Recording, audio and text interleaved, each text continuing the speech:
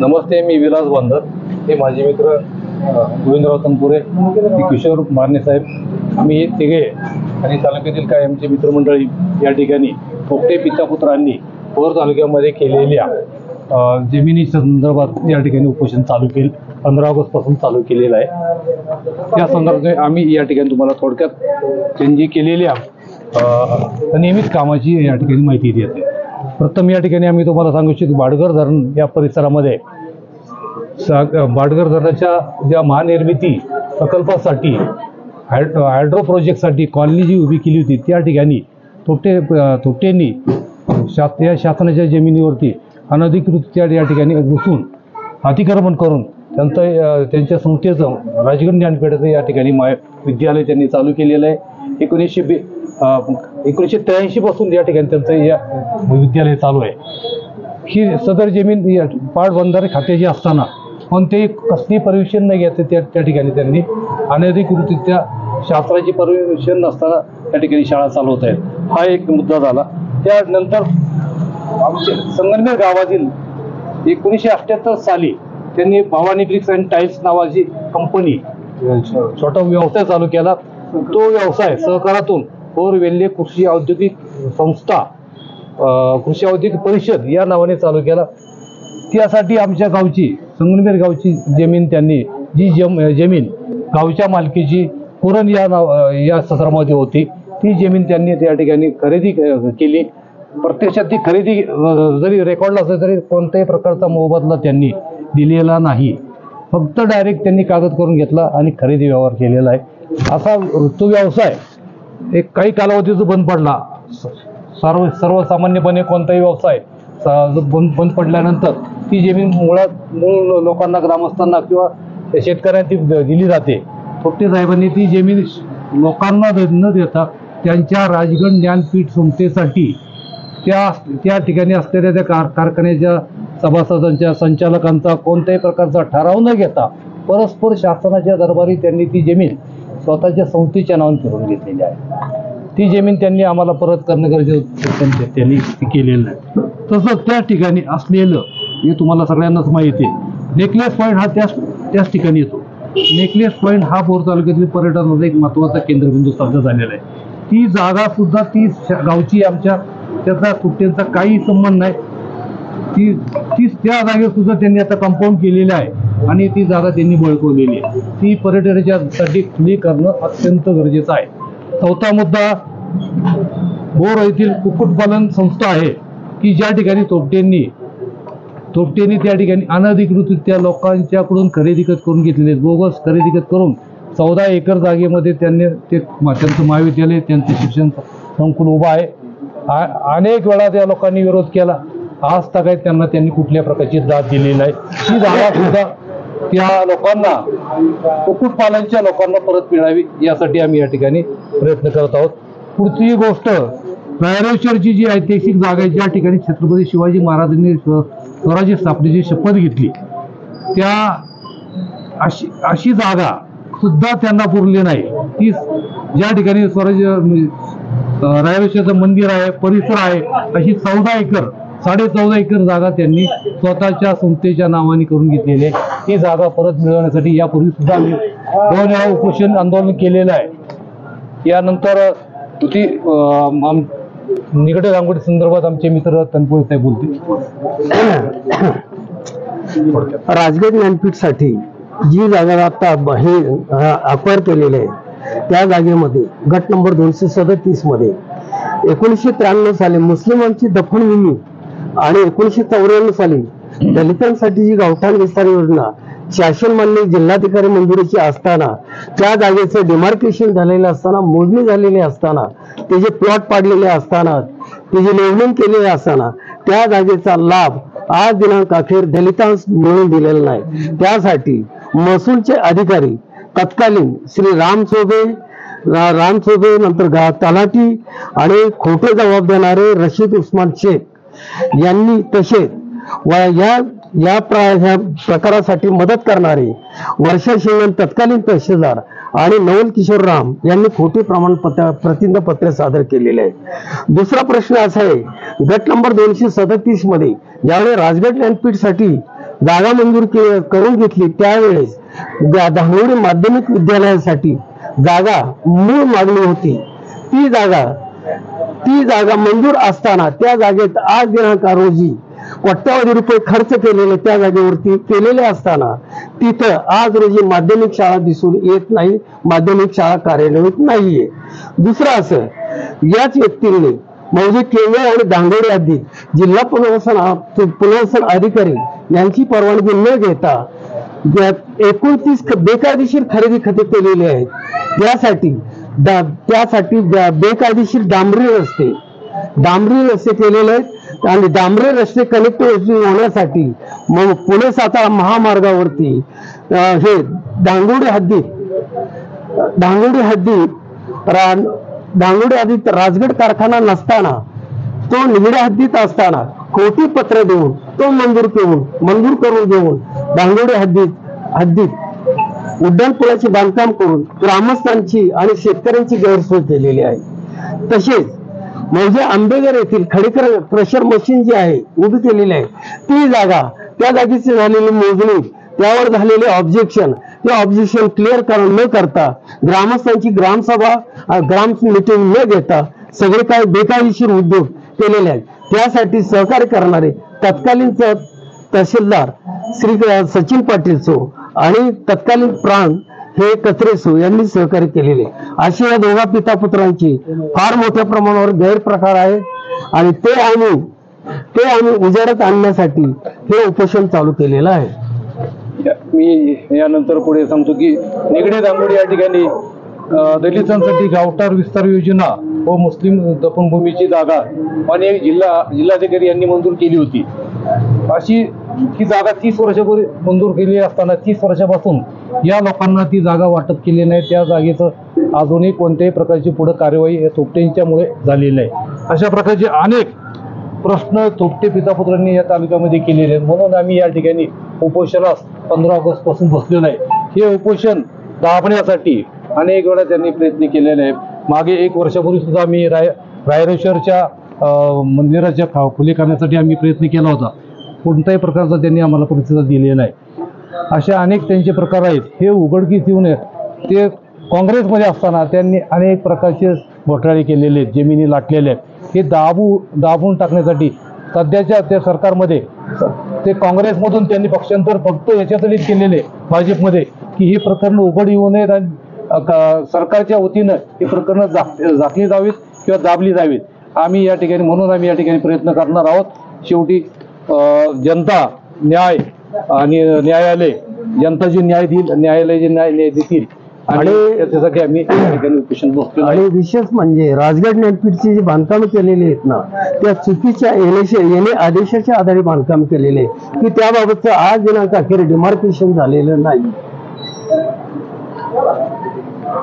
शासनाकडून काय प्रतिसाद मिळाला काय? शासनाकडून आम्हाला फक्त या ठिकाणी प्रतिसाद हाच मिळतो की तुम्ही उपोषण मागे, आमची कारवाई चालू आहे, आम्ही तुम्हाला न्याय देऊ.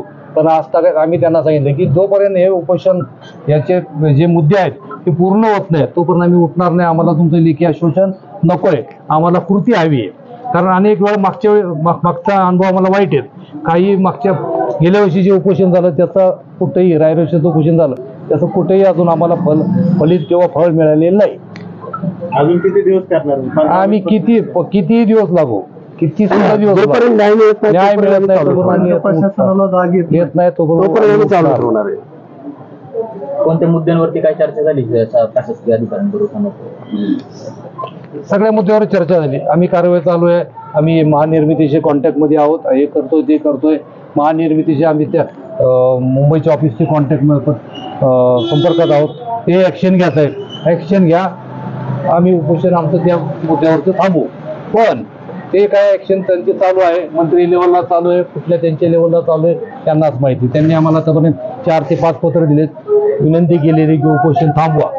पण आम्ही ठोस कारवाई झाल्याशिवाय उपोषण थांबवणार नाही. याच्यामध्ये एक आवाहन केलंय तुम्ही की थोपटे पितापुत्रांनी कागदोपत्रांनी त्याचं एक हे द्यावं.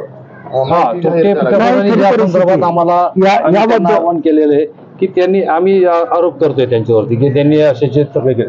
त्यांनी त्यांची कागदपत्र घेऊन आमच्याशी समोरासमोर हे करावं. आमची तयारी आहे, आमच्याकडे डॉक्युमेंट आहेत, आमची तयारी आहे. आम्ही पुन्हा आव्हान की त्यांनी आमच्याशी त्यांची कागदपत्र घेऊन यावेत आणि की तुम्ही आरोप करताय चुकीचे त्यांनी सिद्ध करावं.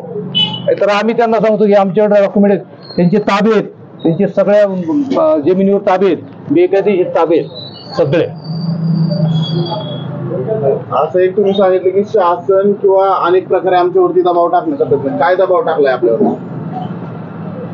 दबाव म्हणजे तुम्ही उपोषण सोडवा, ते करू नका, आम्ही कारवाई करतो, थांबा तुम्ही. अनेक वेळा त्यांनी आम्हाला पत्र दिली ते आता थांबवा, आम्ही तुम्हाला न्याय देऊ. मागच्या वेळेस त्यांनी केलेले काय कोणी काय करत नाही. आज सगळ्यात मला जी माहिती आहे या तहसीलदारांनी कोणत्याही प्रकारचं पत्र थोपटे पितापुत्रांना दिलं नाही असं मला खात्री आहे.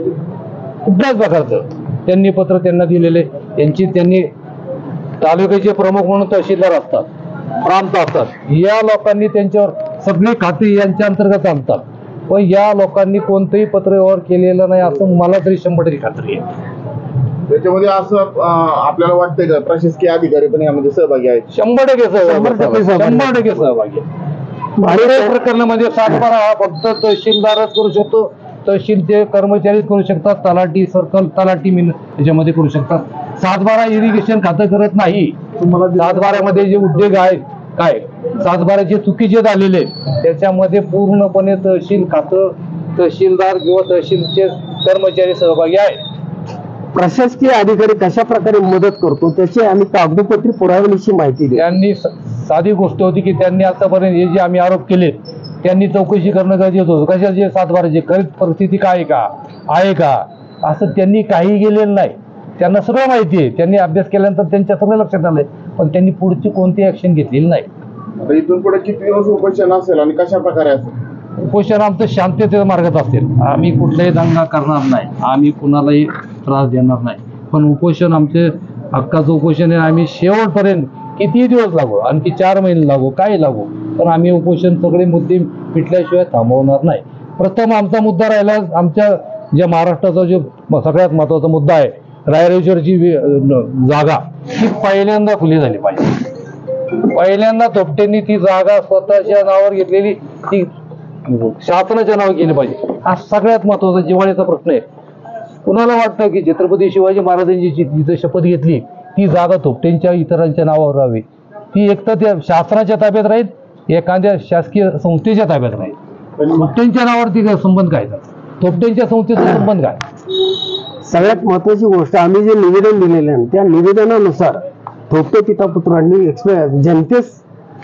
जनतेस निराकरण करून द्यावं कागदपत्रे पुरावण्याची, किंवा नक्की परिस्थिती काय आहे याची खुलाशावर जनतेला माहिती झाली. निवडणुकीच्या तोंडावर सुद्धा अशाच प्रकारे आंदोलन झालेलं होतं. हो, तेव्हा एक तुमचे सहकारी होते ते उपोषणाला बसलेले होते. ते विधानसभेच्या निवडणुकीच्या तोंडावर झालं आणि आता त्याच पक्षात आता संग्राम थोपटे गेलेले आहेत. ह्याच्यावरती काय ते आता त्यांचा तो प्रश्न आहे. ते का तिकडं काय आम्हाला माहित नाही. पण मी जरी आमच्या पक्षात जरी ते आले असले असं तुमचं म्हणणं आहे, तरी पक्ष आणि पक्षीय राजकारण आणि सामाजिक राजकारण हे वेगवेगळे मुद्दे आहेत. समाजाचा विचार करताना पक्षाचा विचार केला तर आपलं काही खरं नाही. म्हणून पक्ष एका बाजूला ठेवायचा, पक्ष वेगळी भूमिका आणि सामाजिक भूमिका वेगळी राहील माझी.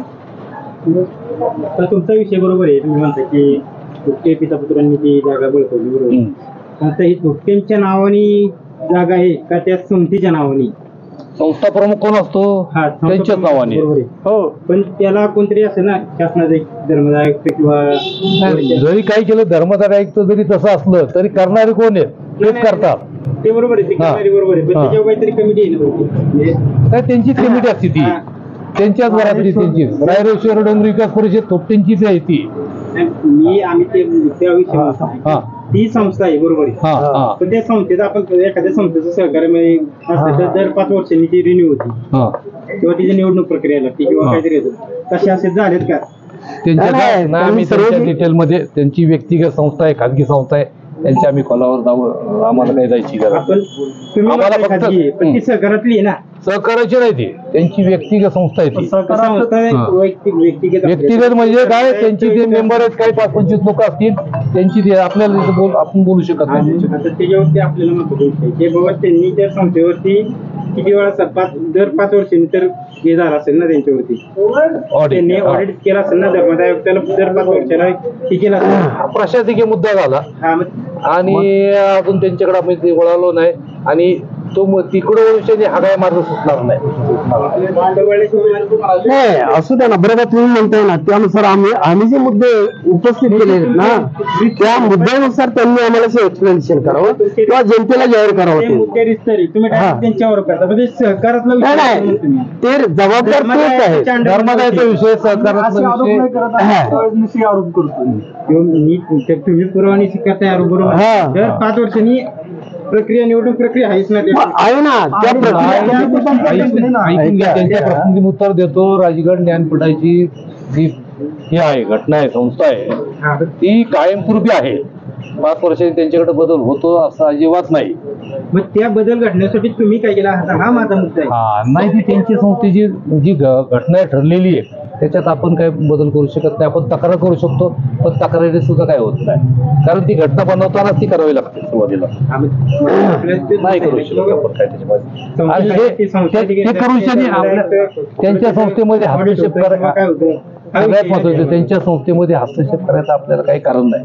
त्यांचं कारभार त्यांनी फक्त शासकीय जमीन आपल्यात ना हल्ल्यात ना त्या शासनाला समाजाला परत करायला हा विषय. आता ते सांगतायत बरोबर आहे, तर ती दोघं खाजगी स्वरूपात वापरतात का सार्वजनिक? खाजगी स्वरूपात वापरतात. उदाहरणार्थ तुम्हाला सांगतो, कौल कारखान्याची तिथं जमीन आहे, कोणाची जमीन आहे ती राजगड ज्ञानपीठाची आजच्या मतीस.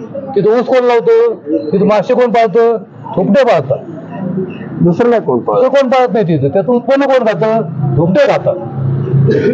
तर ते त्यांनी जनतेला जाहीर करावं, मी खात नाही म्हणून. तिथं आमची सामाजिक अशी मागणी आहे की तिथं एखादा सेल्फी पॉइंट होऊ, पर्यटन स्थळ म्हणून ती जागा सगळी जागा ती शासन ताब्यात घेणं गरजेचं आहे. नेकलेस पॉइंट येतो म्हणजे आपल्या भोर तालुक्यातलं 1 नंबरचं रायरेश्वर, 2 नंबरचा आपण विचार केला तर हे बनेश्वर आहे, राजगड हे राजवाडा आहे, नागेश्वर आहे. त्याच्यानंतर काय धरणं, आणि धरणानंतर आपल्याला सगळ्यात महत्वाचा नेकलेस पॉइंट हा पर्यटन मुद्दा आहे. या ठिकाणी कितीतरी गाड्या तिथं असतात, तिथं पार्किंग करता येत नाही, यांनी कंपाऊंड करून ठेवले तिथं रोडला. आपल्या प्रॉब्लेम झाली, ती जागा शासनाची आहे, गावची जागा आहे ती, त्यांचा काही संबंध नाही. बोगस सातबारा त्यांनी करून घेतलेला आहे. दुसरी गोष्ट, दांगोडी हद्दीचे गावठाण विस्तार नाही दलितांसाठीची, ते 110 प्लॉट पाडलेले, त्याच्यावरती गव्हर्नमेंटचा खर्चही झालेला आहे, त्याला जिल्हाधिकाऱ्याची मंजुरी सुद्धा आहे, पण त्या योजनेचा लाभ त्या दलितांना आज दिनांक अखेर म्हणून द्यायला. दुसरं विशेष महत्वाचं म्हणजे त्या दलितांच्या गावठाण विस्तार योजनेत जी मुस्लिमांची दफनभूमी जागा होती ती तिथे शिफ्ट केली आणि त्या समाजाला त्या जागेचा आज दिनांक अखेर कसल्या प्रकारचा लाभ मिळून दिलेला नाही. आणि सगळ्यात महत्वाचा विषय, ज्या उद्देशासाठी यांनी पहिला प्रस्ताव दिलेला होता की राजगड ज्ञानपीठसाठी माध्यमिक शाळा दांगोडीची आहे, त्यासाठी आम्हाला शाळाचा जागा पाहिजे, यासाठी त्यांचा मूळ अर्ज होता, तो अर्ज यांनी बाजूलाच ठेवला. आणि आज रोजी अशी परिस्थिती तिथे 60 जागेवरती यांनी कोट्यावधी कर्ज काढलेले, पण कोट्यावधी कर्ज काढून ती जागा आज दिनांक अखेर अस्तित्वात नाही, ती जागा दुसरीकडे शिफ्ट झाली. म्हणजे त्या जागेचा दुरुपयोग, त्या जागेवर काढलेलं कोट्यावधीचं कर्ज, मग ते कॉलेज हायस्कूल कुठे गेलं, जागा कुठे गेली. आणि सगळ्यात महत्वाचा विशेष मुद्दा म्हणजे आता जी राजगड ज्ञानपीठची बिल्डिंग उभी केलेली, त्या बिल्डिंगची नक्की स्पॉट कुठे आहे, तुमच्या टाउन प्लॅनिंग नुसार, एनी ऑर्डर नुसार, ते एनी ऑर्डर सुद्धा पूर्णपणे चुकीचे दिलेले, त्यासाठी रस्ते बिस्ते चुकीचे दाखवलेले, तो एनी ऑर्डर सुद्धा रद्द होण्यास पात्र आहे. एकूणच दिलेला एनी ऑर्डर हे पूर्णपणे बेकायदेशीर आहे आणि त्यासाठी काढलेले बेकायदेशीर रस्ते आणि त्यानुसार केलेलं आतमध्ये नियोजन हे पूर्णपणे चुकीचं केलेले आणि त्या जागेचं आज दिनांक अखेर निश्चिती जागेवर नाही. जागा निश्चित कोणाची कुठं याबाबत निश्चिती कोणाला सांगता येणार नाही, स्वतः त्यांनी सांगावं हे निश्चिती इथे आहे. कारण त्या जागेमधून 90 मीटरचा रस्ता गेलेला आहे, त्या जागेमध्ये जोड वेगळे वेगळे होते, ते बदलले कसे, काय कसे, त्या बऱ्याच भानगडी त्याच्यामध्ये.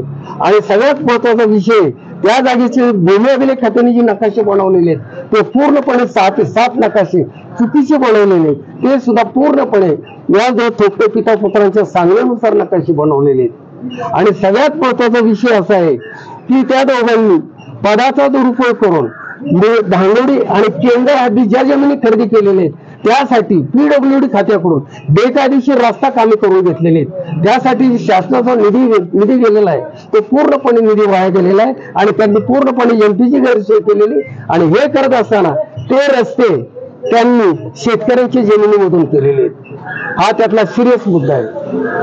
आणि याबद्दल आम्ही बरेचसे पत्रव्यवहार केले, तक्रार दिलेले, पण सर्व तक्रार वरती वरिष्ठ पातळीवर दाबून टाकलेले. न्यायालयीन प्रक्रिया काय चालू आहे त्याच्यात? सर्व मुद्द्यांबाबत प्रक्रिया काय चालू आहे त्याच्यात? न्यायालयीन प्रक्रिया चालू आहे ना. आता तुमच्या उड्डाणपूल बेकायदेशीर बांधलेला आहे. उड्डाणपूल साखर कारखाना कुठल्या हद्दीत आहे? निगडे हद्दीत आहे. तो निगडे हद्दीत असताना तो कुठं दाखवला? दांगुडे हद्दीत. अशी खोटी पत्र 4 दिलेले आहेत. प्रशासनाने तुम्ही म्हणता आता की सगळी बरीचशी चुकीची कामं केलेली आहेत त्यांच्या सांगण्यावरून, त्याबद्दल तुम्ही न्यायालयात कधी गेला का नाही? ते गेले नाही त्याच्याबद्दल. त्याच्यावर न्यायालयाचं काय तुम्हाला न्यायालयाचं चालू आहे, प्रोसिजर चालू आहे. आता निकाल वगैरे काय झाले की निकाल काय झालेला नाही. राजगड एनपीटचा निकाल झालेला आहे, तो अर्धवट आहे. तो नक्की असं सांगता येणार नाही. त्यांनी सांगा नक्की जागा कुठली दिलेली. जर त्यांचा प्रश्न असा असेल त्यांना जागा शासनाने दिलेली, न्यायालयाच्या म्हणण्यानुसार त्यांना जागा ही शासनाने दिलेली, तर आमचं असं म्हणणं आहे मुस्लिमांची दफनभूमी सुद्धा जागा शासनाने दिलेली, गावठाण विस्ताराची जागा सुद्धा शासनाने दिलेली, मग त्याचा उल्लेख काय केला जातो? न्यायालयीन प्रक्रिया जर सुरू असते तर तो असं उपोषण करता येतं का? न्यायालयीन प्रक्रिया जर तुमची सुरू असेल असं उपोषण करता येतं का? कुठं करता येते? तुम्हाला कायद्याच्या चौकटीत राहून तुम्हाला म्हणता येईल करता येईल. न्याय मिळतो म्हणून आम्ही उतरलो इथं. न्याय मिळतो म्हणून आम्हाला उतरावं लागलं ना इथं. तारखा वगैरे पडतात. तारखा पडायची, तारखा नाही, कुठं तारीख पडची. राजगड एनपीटचा निकाल लागलेला आहे, पण त्या जागेबाबतचं निश्चित असं कुणा ठिकाण सांगता येणार नाही. मग त्यांचं जर असं म्हणणं असेल की त्यांना गव्हर्नमेंटने जागा दिलेली, तर आमचं म्हणणं असं आहे मग ही गावठाण विस्तार जागा सुद्धा कलेक्टरने मंजूर केलेली, मुस्लिमांची दफनभूमी सुद्धा जागा कलेक्टरने मंजूर केलेली, त्यांना जागा अलॉट झालेली, त्याची मोजणी झालेली, त्याचं डिमार्केशन झालेले, मग त्या जागा गायब कुठं झाल्या, मग त्या जागा शिफ्ट कोणी केल्या, कशा केल्या, कोणाच्या सोयीनुसार केल्या, हे आमचे विषय त्यातले सिरियस मुद्दे आहेत. आणि त्याबाबत आम्ही येऊन PM ऑफिसला सुद्धा कंप्लेंट केलेली आहे. म्हणजे आपण म्हणल्यानुसार प्रधानमंत्र्यांकडे पण याबाबत आपण केलेले, हा तक्रार केलेले, त्याचं काय आम्हाला उत्तर अजून दिलेलं नाही. आता किल्ले रायरेश्वरचा मुद्दा पुन्हा एकदा उपस्थित होताना दिसतोय भूखंडाबाबतीतचा. तर मागच्या ह्याच्यामध्ये काय समाधानकारक उत्तर मिळालं नाही का? उपोषण सोडलं गेलं? मला फक्त त्यांनी त्यावेळेस या तहसीलने आणि सामाजिक कार्यकर्ते सांगितले की ठीक आहे आपण थांबू, काय इलेक्शन तोंडावर आहेत, ठीक आहे काय हरकत नाही. आणि आम्ही प्रश्न 3 महिन्यात 4 महिन्यात इलेक्शन झाल्यानंतर निकाल लागल्यानंतर मार्गी लावू. आता जवळजवळ वर्ष व्हायला आलं निकाल लागलेला, अजून काही त्याच्यावर भूमिका झालेली नाही. शासनाने मंत्रालय स्तराला ती फाईल गेलेली आहे, मंत्रालयाने अजूनही त्याच्यावर काही लक्ष घातलेलं नाही. की जागा त्याचा तोटा असा होतोय की रायरेश्वरच्या मंदिराचा किंवा परिसराचा विकास करण्यासाठी कोणत्याही प्रकारचा निधी आपल्याला शासनाकडून उपलब्ध होत आहे. कारण जागा कोणाच्या नावाने थोपटेच्या नव्हती, थोपटींची संस्था कोणाची खाजगी संस्था आहे, ती काही शासनाची संस्था नाही त्याची, त्यामुळे तिथं निधी टाकताना अडचण येते. आणि त्यांचा काही संबंध असताना त्यांनी तिथं संस्थेचं नाव उचवलेलं, ते ज्या वेळेस शासनाचं नाव तिथं होईल त्या याचा रायरेश्वरचा पूर्ण विकास करणं शासनाला आपल्याला सोपं जाईल. तुम्हाला 7-12 बदलणं अतिशय गरजेचं आहे. तुम्हाला विशेष एक मुद्दा नमूद करतो मी. राजगड न्यायपीठला जी जागा आता मिळवलेली आहे, तर त्या जागेपासून 33 मीटर अंतरावरती या थोपटे पिता पुत्रांची 26 एकर जमीन आहे. दांगोडे त्या गटाला लागून गट नंबर 237 मध्ये राजगड न्यायपीठ आहे आणि गट नंबर 191 मध्ये त्यांची जमीन आहे 26 एकर. मग त्या 26 एकर जमिनीमध्ये त्यांनी राजगड न्यायपीठ का उभारलं नाही? त्यांनी जमीन खरेदी कधी केल्या आणि राजगड न्यायपीठला मंजुरी कधी दिल्या? त्यांनी जनतेला एक्सप्लेन करावं. त्यांनी जागा कशा घेतल्या हे जनतेला त्यांनी एक्सप्लेन करावं. रायरेश्वरचं जे उपोषण सोडलं गेलं मागचं त्यानंतरचा फॉलोअप काय घेतलाय का तुम्ही? हे पत्रव्यवहार काय केलाय की आम्ही कलेक्टर ऑफिसला अनेक वेळा जाऊन आलो. कलेक्टरला आम्ही 2-3 वेळा भेटलो. प्रस्ताव कलेक्टरने सांगितलं आम्हाला, कलेक्टर ऑफिसमध्ये त्या डेप्युटी कलेक्टर आहेत की सर आम्ही प्रस्ताव हा मंत्रालयात पाठवलाय, त्याच्यावर कार्यवाही होईल. त्यानंतर मध्ये उन्हाळी अधिवेशनामध्येच पेपरला मला ते TV ला ऐकायला मिळालं की रायरेश्वरच्या जागेसंदर्भात आपल्या आमदारांनी काहीतरी तिथे विषय मांडलाय आणि तो पूर्णत्वास येईल असं वाटलं, पण अजूनही त्याच्यात काही झालेलं नाही. आमदारांबरोबर काय तुमची चर्चा झाली का सर? आमदारांच्या या संदर्भातल्या सगळ्या संदर्भात झाली त्यांच्या. ऐका, आमदारांसंबंधी चर्चा गेली 2017 सालापासून आम्ही समोरासमोर चर्चा येऊन करावी अशी त्यांना बरेच वेळा आम्ही विनंती केली, मागणी केलेली, येत नाहीत ते. तरी ते आज आमदार म्हणजे नाही. ते बोला सभेमध्ये प्रश्न मांडला आमदारांनी याबाबत, त्याबद्दल अशी काय तुमची सकारात्मक चर्चा झाली की नाही? हो झाली ना. ते आमदारांनी आम्हाला शब्द दिला होता, अजूनही ते भेटलो नाही, पण त्यांनी दिलाय की आपण ते सर करू, काय प्रॉब्लेम येणार नाही असं होतं, पण अजून तो झालेलं नाही.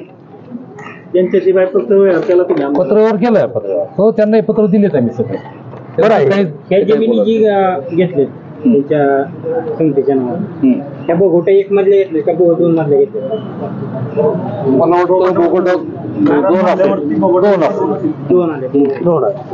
बोगोटे वर्ग 2 मधून आले. ते बोगोटे वर्ग त्या 2 मध्ये सर्व शासनाचा अधिकार.